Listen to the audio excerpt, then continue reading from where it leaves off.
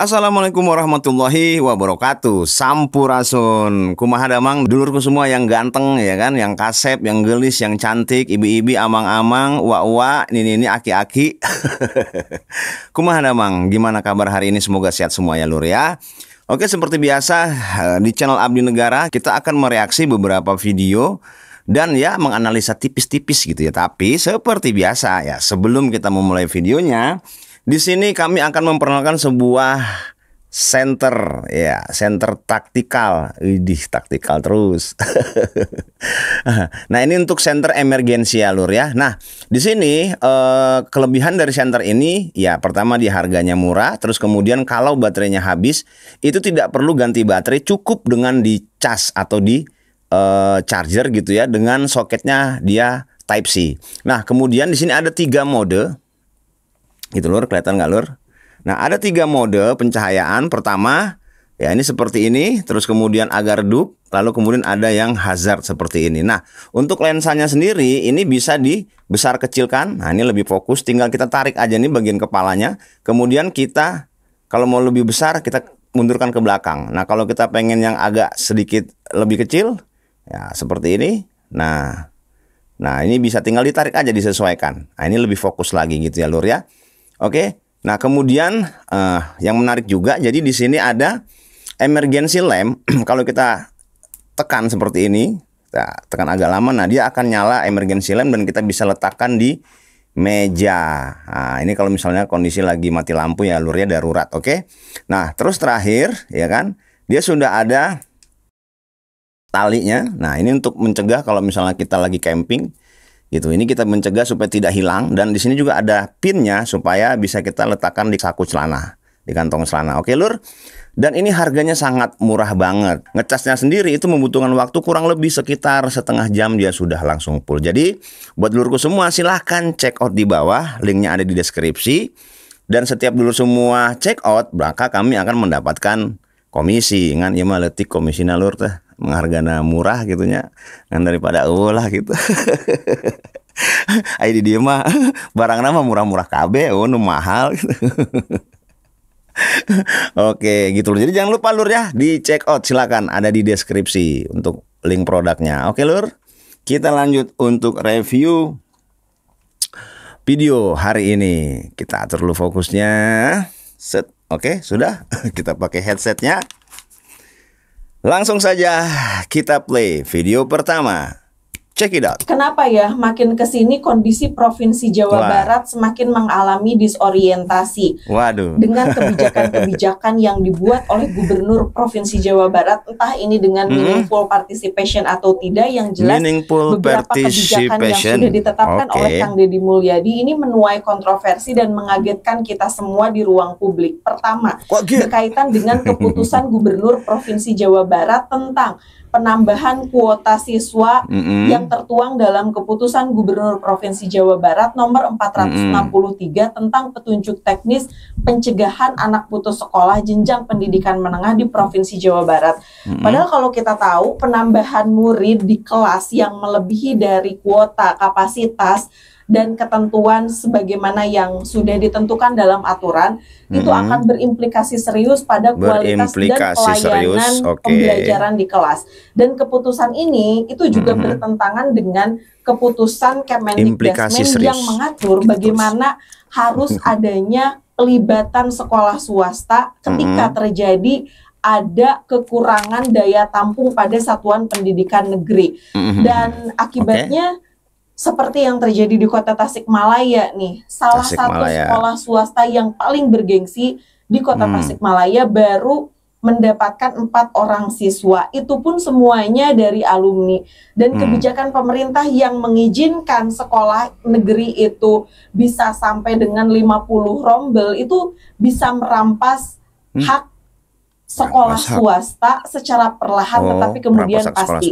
Lalu yang berikutnya misalnya terjadi di Sukabumi, hanya tersisa 157 pelajar dan Sukabumi. Sebanyak 25 sekolah swasta di Sukabumi itu harus memperebutkan 157 peserta tersebut untuk sekedar bertahan hidup. Waduh. Narasinya agak-agak sedikit Waduh, gimana gitu ya.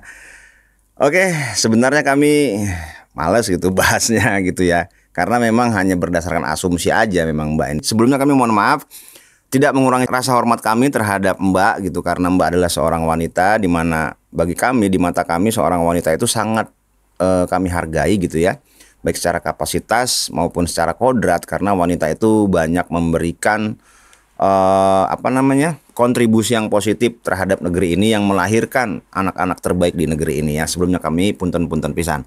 Tapi kita berbicaranya adalah asumsi dan data, maka sebaiknya kita sedikit bedah gitu ya dari apa yang disampaikan oleh beliau. Yang pertama tadi kita tulis disorientasi. Apa sih disorientasi? Nah, ini bahasanya rada jero ya telur. Disorientasi itu ya adalah kondisi mental di mana seseorang mengalami kebingungan dan tidak dapat mengenali atau memahami lingkungan sekitarnya, termasuk waktu, tempat, dan bahkan identitas diri.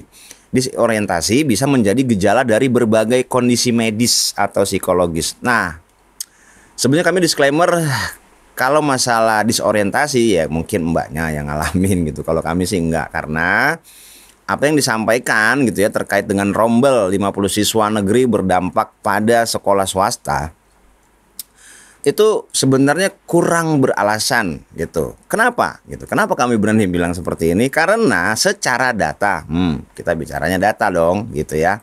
Secara data itu SPMB Jabar tahun ajaran 2025-2026 itu ada 338.091 siswa itu diterima di SMA, SMK, dan SLB negeri.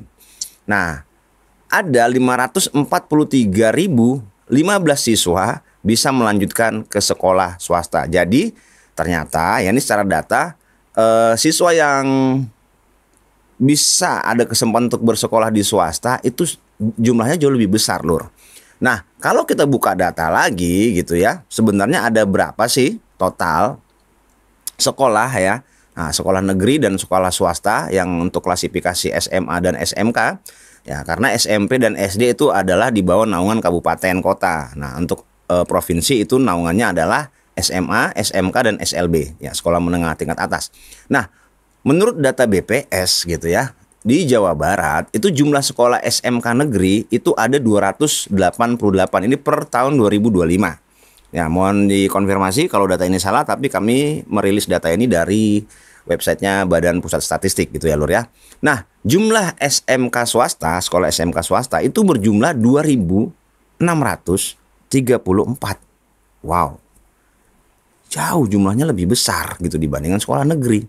Nah, kemudian untuk jumlah siswanya ya, jumlah siswa SMK swasta itu ada di 708.862. Ya. Nah, sedangkan untuk jumlah siswa SMK ya negeri itu di 349.760. Ini data. Oke. Nah, setelah SMK kita lihat, kita coba cek SMA-nya ya, Nur ya. Nah, sedangkan SMA sendiri itu jumlah sekolahnya ada di 514 sekolah. Nah, itu negeri. Nah, SMA swasta itu berjumlah 1.306 sekolah SMA swasta. Nah, sedangkan jumlah siswanya ya untuk SMA negeri itu di 541.246. Gitu. Nah, sedangkan untuk jumlah murid SMA swastanya itu di 301.514. Nah, memang di sini lebih besar sekolah SMA negeri. Ya, Lur ya. Nah, ini data. Berarti kan sebenarnya perbandingan tidak terlalu jauh berbeda. Nah, jadi apa yang disebutkan oleh Mbak Neni tadi ya harusnya terpatahkan dengan data ini.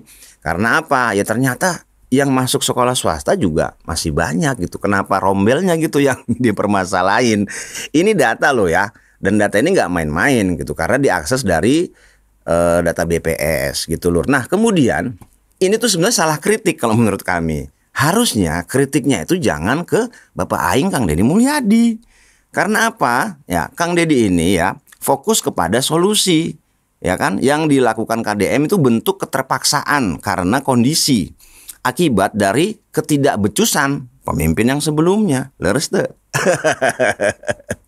Ya bener nggak? Karena jumlah sekolahnya sangat sedikit. Nah, pertanyaan kami adalah 5 tahun pemimpin yang lalu itu ngapain aja? Bangun sekolah enggak? Kok bisa sampai kekurangan ruang belajar, sekolah gitu loh. Nah, harusnya jangan ke Kang Deddy. Ini jelas banget disebutnya Kang Deddy. Kang Deddy ini sedang berusaha menyelamatkan anak-anak yang tidak sekolah karena keterbatasan dari sekolah negeri gitu. Nah kan kalau pertanyaannya sekarang gini ya, berarti kan tadi jelas nih ya, berarti ada 543.015 siswa itu yang bisa melanjutkan ke sekolah swasta. Maksudnya bisa itu gini, mau nggak melanjutkan siswanya? Nah kita coba breakdown, ini data lagi Lur gitu. Ya kita berdasarkan data aja lah biar fair gitu ya menyampaikannya. Nah biasanya kendala sekolah swasta itu adalah di masalah biaya gitu. Nah kami sudah tanya ke Mbah Google. Biaya masuk SMA swasta termurah di Jawa Barat itu bervariasi, tetapi salah satu yang termurah adalah SMA Citra Nusa di Cibinong, Bogor dengan rincian biaya sebagai berikut. Nah, biaya pendaftaran itu 250.000, ya sekitar 250.000, dan dana awal tahun itu sekitar 6.090.000 sampai 6.590.000, dan SPP per bulan itu sekitar 450.000. Biaya MPLS itu sekitar 250.000 dan biaya jas alma mater sekitar 200.000. Ini yang termurah. Oke, yang termurah. Kita belum buka yang termahal ya. Nah, itu menurut situs berita pendidikan Time Door Academy. Oke. Nah, kemudian kita lihat itu kan tadi yang termurah. Kita coba buka data sekolah swasta yang termahal. Biar fair ya. Nah, yang termahal itu se-Jawa Barat ya, tentu tadi juga yang se-Jawa Barat gitu ya. Itu ada Bandung Alliance Intercultural School atau BAIS. Total biaya pendidikan SMA itu sekitar 263 juta. Wow. Ya, yang kedua ada SMA Pelita Harapan Lipo Cikarang. Itu DPP-nya 28.500.000 sampai 95 juta. Dan SPP-nya itu 207 juta. Oke. Ini SMA.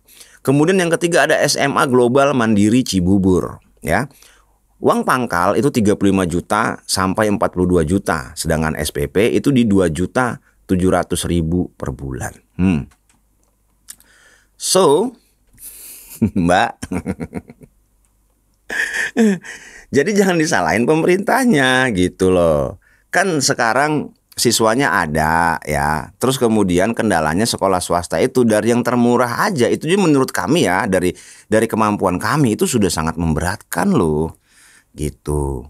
450.000 per bulan ya, uang apa tadi itu pembangunannya itu 6 juta untuk per tahun, 1 tahun anak kita sekolah 3 tahun berarti sekitar 18 juta. Nah, jadi Kang Deddy itu berusaha bagaimana caranya supaya anak tidak putus sekolah. Dibuatlah rombel. Wah, mencak-mencak. Bisa mematikan sekolah swasta. Ini bahkan mereka memperebutkan 147 siswa demi bertahan hidup. Hei. Kamu. Itu ada banyak gitu. Nah, paling gini loh kalau menurut kami yang tidak diterima di sekolah negeri itu kan jumlahnya masih sangat banyak sekali ya, ini se-Jawa Barat tentunya. Nah, yang disampling tadi kan dari Tasikmalaya dan juga Sukabumi. Nah, ini ada 543.000 ya kan, 15 siswa itu kan bisa melanjutkan ke swasta. Tinggal sekolah swastanya apakah mau menurunkan biayanya, bisa nggak gitu loh. Kalau diturunkan beda tipis, misalnya kalau negeri kan gratis. Nah, oke lah swasta itu berbayar tapi menyesuaikan dengan kemampuan masyarakat di sekitar misalnya. Pasti banyak yang mau masuk. Jadi jangan disalahkan pemerintahnya gitu. Karena Kang Deddy ini sedang berjuang loh Mbak. Sedang berjuang demi masyarakat Jawa Barat terutama generasi muda itu bisa melanjutkan sekolah. Dan kita tahu betul ya, SMA ini kan menentukan. Maksudnya gini, menentukan ketika mereka selesai sekolah SMA. Nah, indikator untuk mencari duit di negara kita ini kan tentu saja salah satunya dan masih paling banyak diminati adalah melamar pekerjaan. Nah, salah satu syarat untuk melamar pekerjaan itu ya adalah dengan melampirkan ijazah sekolah menengah atas, pada umumnya seperti itu. gitu. Ya ijazah terakhir lah. Ya, SMP SD nggak dilampirkan. Nah, Kang Deddy Mulyadi gitu kan berharap ketika anak-anak ini memiliki ijazah berarti bisa meneruskan bekerja gitu. Setidaknya kan ya memang karena ini masih indikatornya ke sana gitu. Sebagai pemimpin kami paham betul Kang Deddy Mulyadi ini berusaha untuk gimana caranya anak-anak yang tadinya tidak sekolah ya itu bisa melanjutkan sekolah, kemudian menyelesaikan pendidikannya, mendapatkan ijazahnya dan bisa melanjutkan ke step selanjutnya apa? Melamar pekerjaan. Di Jawa Barat itu banyak sekali kawasan-kawasan industri yang bisa menyerap tenaga kerja. Katakan seperti di Bekasi, ya kan Karawang, ya. Kemudian di mana lagi? Di Cikampek misalnya. Nah, di Bekasi aja itu kawasan industri terbesar se-Asia Tenggara. Dan dampak dari putus sekolahnya anak-anak ini itu justru lebih besar dan lebih berbahaya kalau menurut kami. Kenapa? Nah, ini mungkin yang kita sharing lah ya Mbak Neni ya. Punten pisan ini Mbak Neni. Ketika anak SMP ini Mbak tidak selesai sekolah, itu kebanyakan atau ada beberapa lah ya. Itu tuh nongkrong Mbak di kantin-kantin deket sekolah SMP. Mereka tuh jadi abang-abangan. Mereka kan nggak sekolah nih. Ya, sebagian ada yang melanjutkan sekolah, mereka tidak sekolah. Mereka ini nongkrong-nongkrong di kantin-kantin dekat sekolah SMP, kemudian jadi abang-abangan, malak-malakin anak-anak baru yang sekolah di SMP tersebut, Mbak. Sok boleh dicek. Silakan di cross check. Banyak sekali seperti itu. Nah, ketika mereka ini memalak, ya, kemudian mereka membuat semacam perkumpulan, ya, bahasanya basis seperti itu. Oke. Nah, mereka ini menerapkan sistem senioritas junioritas gitu. Dan itu biasanya sistemnya gini, kalau lo mau gabung gitu kan ke basis kita, tawuran dulu. Sok boleh dicek. Ini kan berbahaya.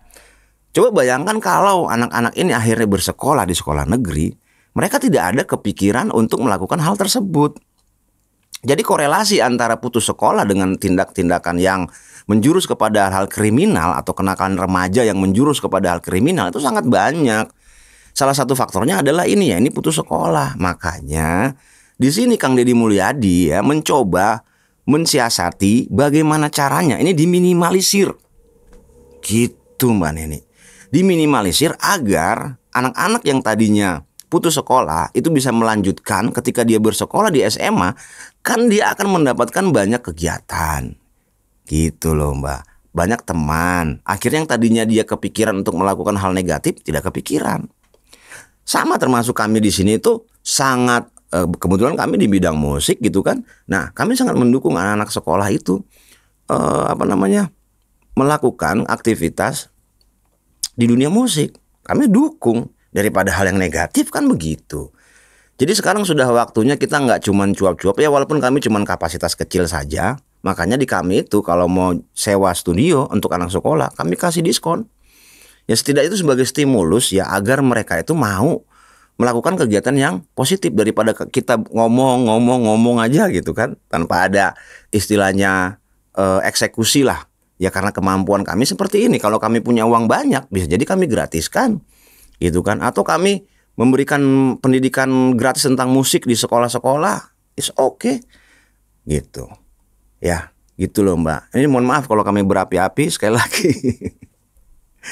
Karena dari statement Mbak itu sangat kelihatan sekali gitu, seperti ada unsur semacam kebencian gitu terhadap Bapak Aing Kang Deddy Mulyadi. Padahal beliau ini sedang membela rakyatnya, sedang membela masyarakatnya agar bisa lebih baik gitu. Oke?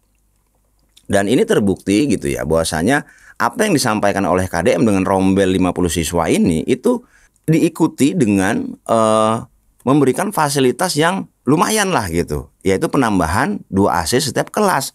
Dan satu yang harus diingat, nah ini jarang banget gitu dibahas, ini tuh sementara gitu, karena di tahun anggaran 2025-2026 Kang Deddy Mulyadi sudah menganggarkan bakal membangun 50 sekolah tingkat atas ya, SLTA, SMA, bisa SMK dan juga SLB. Insya Allah Bu, tahun depan saya akan membangun 50 unit agar anak-anak di Jawa Barat bisa sekolah dengan baik. Ini yang jarang sekali dibahas sama orang-orang yang pengkritik beliau lah gitu. Nah untuk AC sendiri nih kita play videonya biar takutnya nggak percaya. Tetapi kita harus menampung jumlah siswa hampir 800.000 dan yang terserap oleh sekolah pemerintah juga tidak semuanya. Tidak semuanya. Hanya 40% dari total masih ada 60 siswa yang dihasilkan. Dan kemudian 60% kenapa ini yang belum terserap? Ini Gitu terjadi loh. karena di Provinsi Jawa Barat sejak tahun 2020 sampai saat ini membangun sekolah barunya sangat sedikit. Pagi hari ini saya ingin menyampaikan bahwa jumlah SMA dan SMK negeri di Jawa Barat itu ada 801 SMA dan SMK negeri. Sedangkan jumlah ruang kelasnya yang kelas 1 SMA dan SMK negeri atau kelas 10 ada 8.727 ruang kelas. Yang digunakan muridnya 48 sampai 50 itu hanya 384 kelas. Nah, dengerin. Bertanya lagi 384 kan nanti panas kan nanti insya Allah nanti mau dikirim AC ke sekolah-sekolahnya, mau dipasangin 2 PK dan satu kelasnya itu 2 AC sehingga ruangannya dingin. Dari mana Kang Dedi duitnya? Sumbangan dari berbagai pihak yang sangat peduli terhadap pendidikan di Jawa Barat. Tuh, dengerin kan? Lur. Jadi ini kan sebuah solusi gitu loh. Kelihatan kan KDM solusinya bukan kaleng-kaleng Lur gitu loh. Nah, solusinya itu sangat memikirkan nih ketika beliau harus menanggung beban ya gitu dari pemerintahan sebelumnya.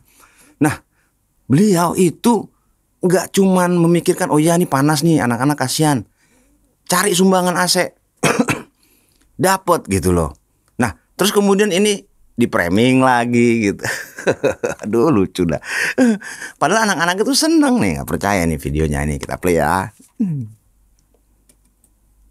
Nah, kita lagi berada di kelas 10-1 SMAN 1 Lembah Abang. Dan ini kelas yang menerapkan jumlah murid maksimal 50. Benar? Panas nggak? Nggak panas, pakai AC. Enak nggak? Nah, kan kalian yang pengen masuk ke sekolah, udah kelasnya mejanya ditambah, kursinya ditambah jadi 50, terus dikasih AC, jadi belajarnya biar nyaman, terus biar terlayani semua. Ini AC-nya dingin nggak? Dingin lah, 2 PK dingin dong. Kan ini jaraknya masih ada nggak sih? Masih cukup. Space-nya masih lebar ruang kelasnya. Ini juga masih bisa ya Bu Guru. Tuh, ya. Anak-anak seneng kok gitu. Jadi ini sementara. Jadi mohon dicatat ini sementara. Ya, tahun depan sudah mulai dibangun 50 sekolah. Oke. Nah, jadi sudah semoga tidak ada lagi nih yang menjadikan sekolah swasta itu sekolah bersedih apalagi tidak ada narasi untuk bertahan hidup gitu loh. Mudah-mudahan dengan data kita buka seperti ini, kami buka seperti ini. Jadi kalau ada yang mengatasnamakan sekolah swasta gitu kan, menjadikan sekolah swasta itu seolah-olah terzolimi, ya dulur semua sudah bisa menilai. Kita lanjut. Lalu kontroversi yang kedua nih, penggantian nama Rumah Sakit Umum Daerah Al-Ihsan itu diganti dengan Welas Asih. Katanya supaya apa? Ini ada penanaman karakter dan lebih dekat dengan karakter warga Jawa Barat. Padahal sudah 32 tahun loh rumah sakit ini berdiri dari 1993. Yang perlu kita menjadi pertanyaan adalah apa sih sebetulnya urgensi untuk mengganti nama rumah sakit dari Al-Ihsan ke Welas Asih itu, atau hanya sekedar ya ini untuk membangun legacy aja gitu, bahwa ini terdapat adanya di pemerintahan yang dipimpin oleh Pak Deddy Mulyadi. Apakah kemudian rumah sakit yang bernuansa religius dan agama pelintir dari tentu bukan hanya Islam, dari rumah sakit ke agama juga akan semuanya diganti gitu ya, agar juga memiliki karakter Sunda atau karakter yang ada di Provinsi Jawa Barat. Saya juga tidak tahu apakah hal ini juga ada koordinasi atau tidak dengan DPRD Provinsi Jawa Barat setempat misalnya, atau kemudian bagaimana dengan stakeholder terkait melebarkan spektrum, mencari sebetulnya ini hanya pembenaran kehendak diri sendiri aja atas dasar arogansi sendiri. Arogansi, ya Allah. Aduh, sebenarnya perlu dijawab nggak sih? Ya, ini tuh tidak berdasar sebenarnya gitu. Apa yang disampaikan itu semua mengarahkan gitu, membelok-belokkan. Ada di bawah agama, terus kemudian ujung-ujungnya ngatain KDM, apakah ini bentuk arogansi gitu ya? Ya, dia mempertanyakan gitu ya. Sebenarnya kami pun ini udah jelas lah, udah sering kita bahas gitu kan, kenapa dirubah. Tapi nggak apa-apa, kita nggak menjawab, yang menjawab video dari Kang Deddy Mulyadi, oke? Tentang perubahan nama rumah sakit dari Rumah Sakit Al-Ihsan menjadi Rumah Sakit Welas Asih. Ya, Kang. Al-Ihsan kalau di bahasa kita kan artinya kebaikan. Welas Asih kalau di bahasa Arab kan Ar-Rahman Ar-Rahim. Kasih sayang. Nah, tentunya otokritik ini baik. Dan yang paling utama dari jajaran manajemen rumah sakit adalah meningkatkan layanannya. Menggunakan nama-nama yang indah harus seiring dengan kualitas layanan yang lebih baik. Apalagi menggunakan nama-nama yang itu sakral dan spiritual. Kualitas layanannya harus mencerminkan kesakralan dan kespiritualitasannya. Tetapi ada yang lebih penting yang perlu saya sampaikan.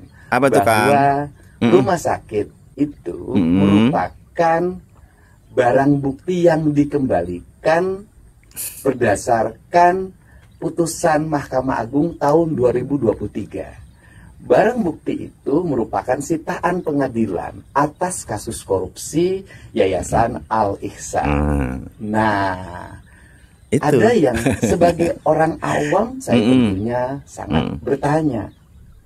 Pertanyaannya adalah kemarin kemana aja? Kenapa saat nama Al-Ihsan yang sangat sakral itu digunakan sebagai nama untuk melakukan tindak pidana korupsi.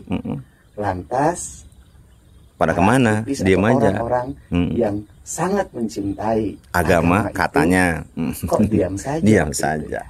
Tuh jawaban cerdas dari Kang Deddy Mulyadi. Jadi kami tidak perlu menambahkan lah ya. Udah dijawab. Kita lanjut lagi, Lur. Lalu berikutnya terkait dengan dugaan pelarangan peliputan nih yang dialami oleh sejumlah jurnalis saat melakukan kunjungan Gubernur Provinsi Jawa Barat tuh ke rumah singgah di Desa Tangkil, Kecamatan Cidahu, Kabupaten Sukabumi.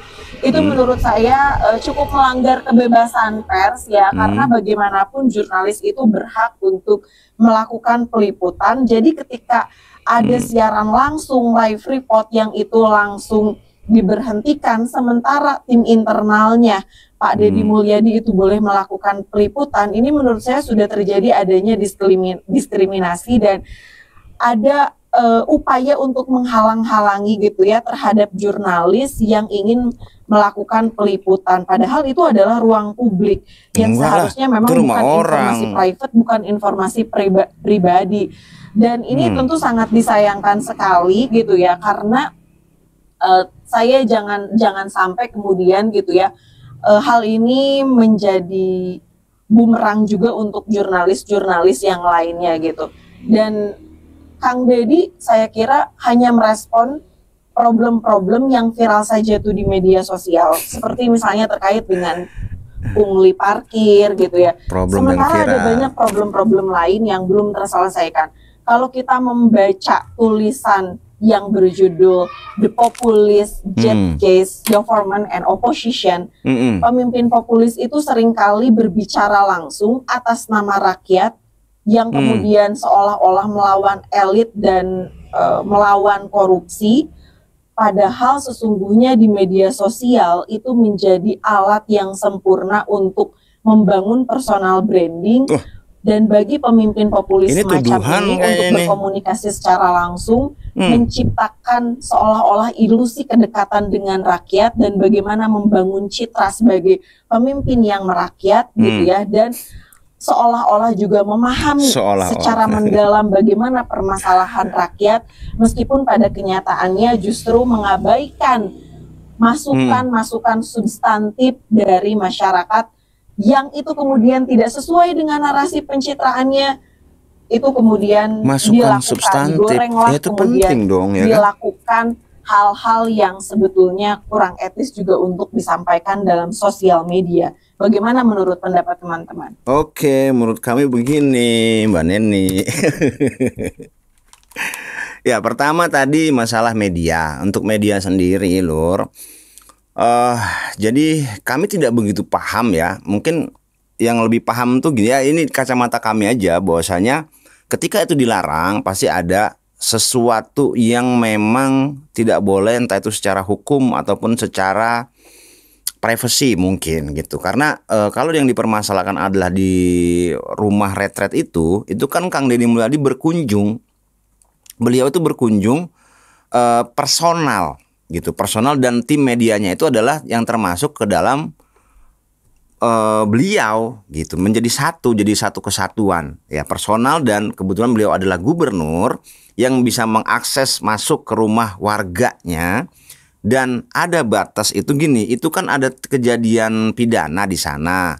Jadi ketika kalau ini diakses oleh banyak orang, mungkin ya kami mohon maaf juga kalau memang ini belum tepat, tapi ini dari kacamata kami aja, bahwasanya untuk mencegah terjadinya perusakan mungkin barang bukti bisa jadi. Yang kedua itu kan ruang privasi masyarakat ya, kalau nggak ada izin dari si yang punya rumah ya nggak bisa juga diakses gitu. Dan untuk penolakan ini tuh nggak cuma terjadi di Kang Deddy, ini juga ada gitu ya, penolakan jurnalis dilarang meliput kunjungan Gubernur Sulsel ya, ini diliput oleh Metro TV. Jadi jangan terlalu di blow up lah gitu loh ya. Oke. Terus kemudian tadi kami catat masalah ketika beliau itu hanya Kang Deddy Mulyadi hanya menanggapi problem yang viral. Jadi gini, inilah cerdasnya Kang Deddy kalau menurut kami ya. Ada dua hal. Pertama, hal yang viral ini memang harus segera diatasi ya, karena secara engagement ini bagus. Itu satu, kan cerdas dong. Nah, itu satu. Yang kedua, menurut kami hal yang remeh-temeh seperti itu aja diurusin, apalagi yang besar gitu. Nah, untuk sesuatu yang besar dan sesuatu hal yang kecil itu membutuhkan dua sikap yang berbeda. Kalau untuk hal yang kecil, pada saat itu juga dieksekusi, clear, selesai, karena halnya remeh-temeh gitu loh. Tapi kalau untuk hal yang besar itu butuh kajian, butuh penjajakan, butuh strategi agar yang besar itu bisa diraih gitu, butuh waktu. Nah, jadi pelan-pelan.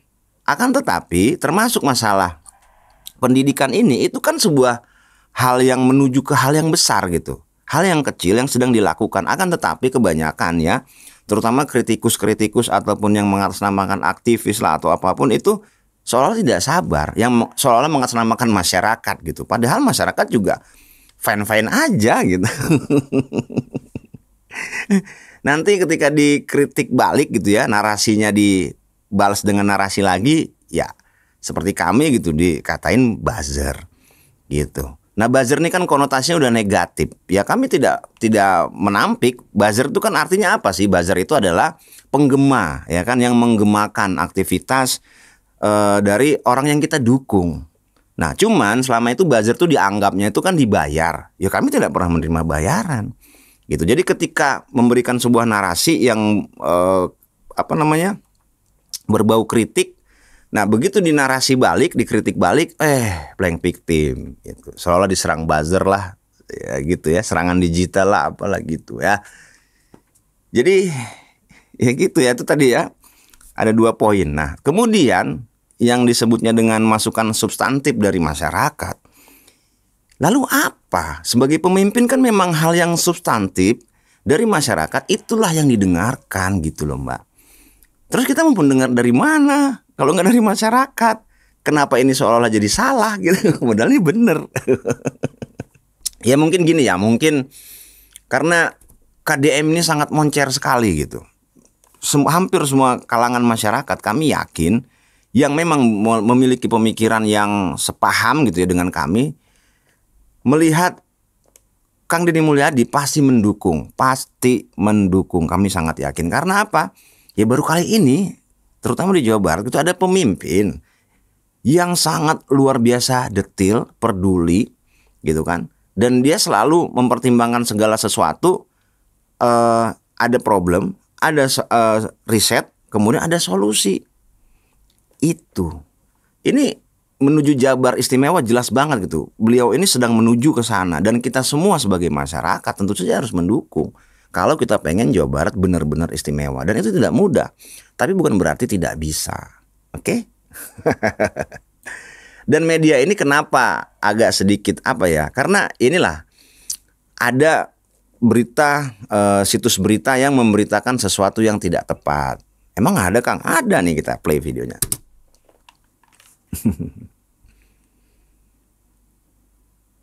Sini duduk. Nah, masih SMP. Oh, rumahnya di mana? Pasir Garut. Pasir Garut desa. Kecamatan? Pemulihan. Sekolahnya di SMP mana? SMPN Negeri 1 Pemulihan. Berarti SMP Negeri 1. Di sekolahnya bayar nggak? Nggak. Suka ini disuruh beli seragam nggak sekarang? Kepungkur, Pak. Ke tahun kemarin. Sekarang mah sudah tidak ada kebijakan itu. Tuh kan? Beli LKS? Dulu beli, sekarang enggak. Enggak. Jadi memang sekolahnya free. Tidak ada pembayaran apapun. Neng namanya siapa? Keisha Rianti. Bapaknya siapa namanya? Wahyu. Pak Wahyu. Meninggal. Ibunya? Yanti. Masih ada? Masih. Mamahnya kerja apa? IRT. Ibu rumah tangga. Kerja. Mamanya udah nikah lagi? Udah. Berarti biaya hidupnya sekarang oleh Bapak yang kedua. Bapak yang kedua Bapak kerjanya apa? Tambangan. Di mana? Di Tasik. Oh, di Tasik. Pasir mungkin. Orang pasir. Berarti dibiayai dong sekolahnya. Ya, dibiayai. Sehari dibekelin berapa? Mama. 12. Ke sekolahnya naik apa? Naik mobil. Naik mobil. Mobil umum. Mobil umum. Angkot. Terus kemudian ada yang membuat berita bahwa Neng jalan kaki. Jalan kakinya dari mana? Dari rumah ke sekolah dari rumah. Katanya tadi naik mobil umum. Iya, ke pulangnya. Dari rumah Berarti ke jalan raya, dong. jalan kaki. Bukan dari rumah jalan ke sekolah kan? Ya kan, berarti kan turun dulu. Ya. Berarti kan dari rumah ke jalan raya. Itu kan tambah lagi sarua kurang gitu. Ini kan harus meluruskan ya. Kan yang membuat narasi ceritanya Neng adalah yatim piatu, ya kan? Kemudian sampai ke sekolah pun berjalan kaki sepanjang 15 km. Kita aneh, makanya kalau Bapak pasti ngecek karena ini warga Jabar. 15 km mah jangan jauh sampai tuh. bener kejadian ada anak SMP ke sekolah jalan kaki 15 km. Berarti butuh waktu perjalanan 15 kilo 2 jam ya? 2 jam. Butuh waktu 2 jam. Yang bener mah Neng dari rumah jalan ke jalan raya. Ya iya ada saya kisah lempang yang sepeda. Sama. Ya kan? Sih kan sepeda atau jalan kaki. Berapa menit dari rumah ke jalan raya? Ada 5 menit. Sebentar tuh. Nah ini siapapun yang membuat berita di Jawa Barat tidak boleh beritanya bener, Kang. hoax gitu karena gubernurnya pasti ngecek gitu. 5 menit. Naik mobil ongkosnya berapa? 2.000 bolak-balik 4.000.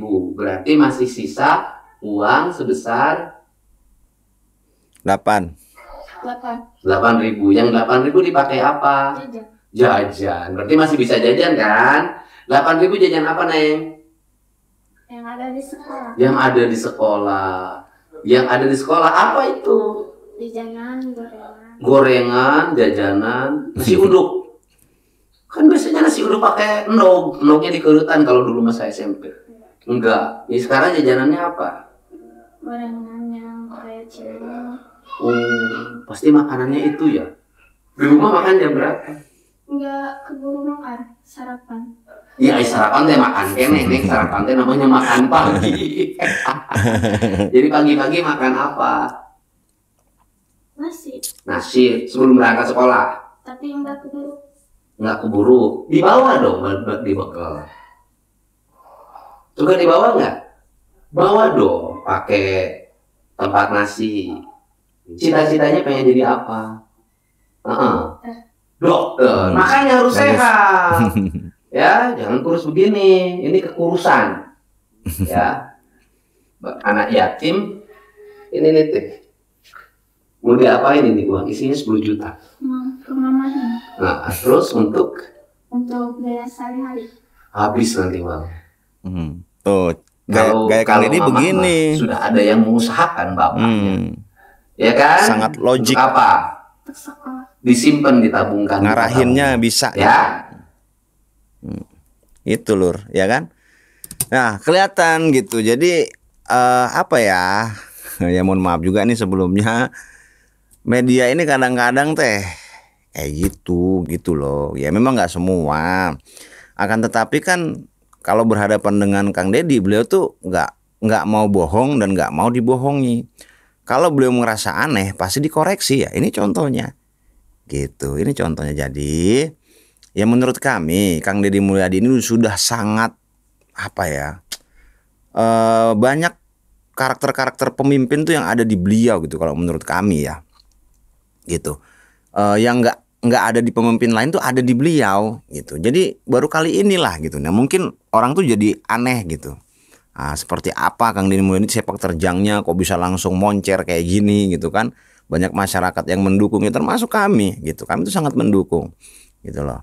Bahkan pihak-pihak yang kebakaran jenggot itu ya justru ya gini aja lah logikanya.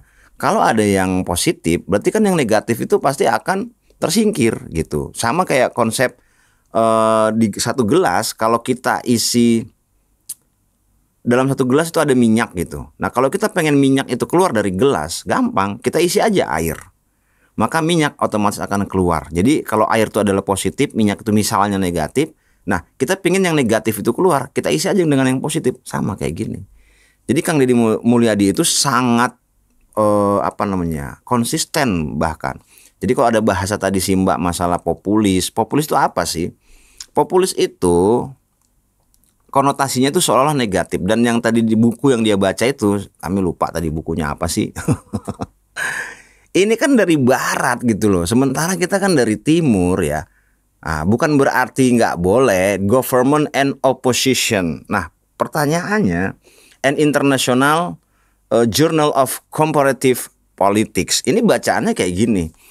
Makanya kadang suka kontra. Ini kan diadopsi dari barat, sementara kita berada di timur gitu. Nah jadi sangat mudah sekali membelok-belokkan seolah ini adalah populis, ya kan? Populis itu konotasinya menjadi negatif. Padahal populis itu apa sih?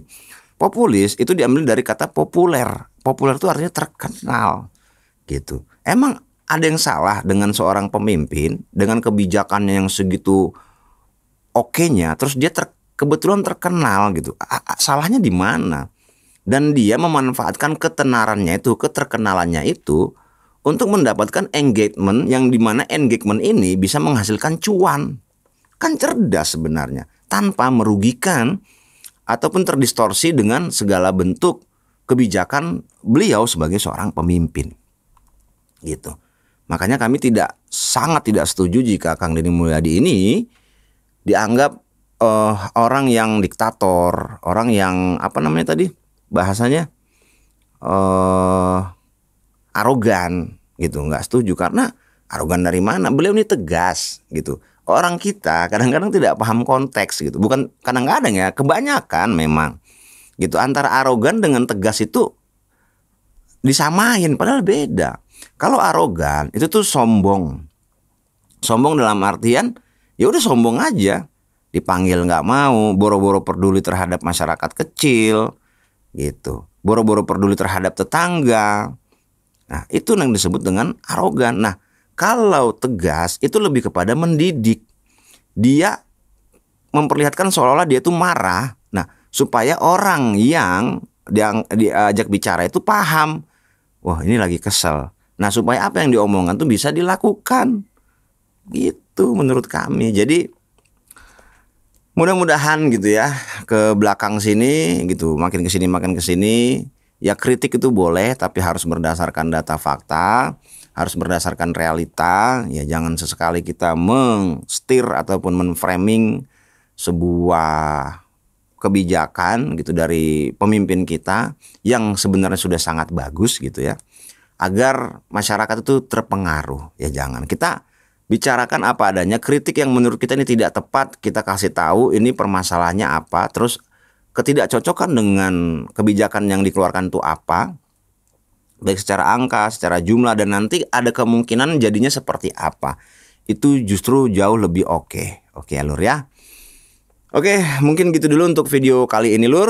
Terima kasih sudah menonton. Kami mohon maaf apabila masih ada perkataan, narasi, baik itu fakta maupun data yang masih belum tepat. Dan kami tidak pernah bosan-bosan untuk mengajak dulur semua untuk memberikan komentar yang baik dan bijak ya, tanpa mendiskreditkan siapapun, tanpa mencela siapapun, tanpa menghina siapapun, dan tanpa membuli siapapun ya Lur ya. Karena itu adalah perbuatan yang tercela. Dan sampai berjumpa di video selanjutnya. Kami mohon diri dulu. Terima kasih banyak. Assalamualaikum warahmatullahi wabarakatuh. Hatur nuhun.